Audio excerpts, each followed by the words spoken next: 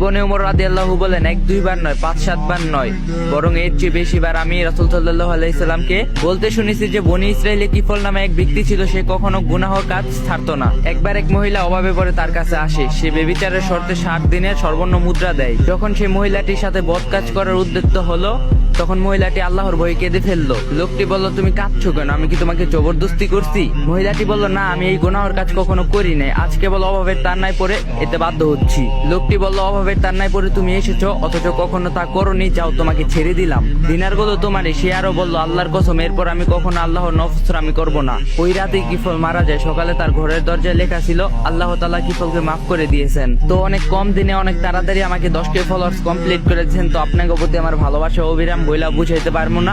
তো আপনারা সবসময় আমার এইভাবেই সাপোর্ট করবেন, ইনশাল্লাহ ভালো কিছু দেওয়ার চেষ্টা করবো।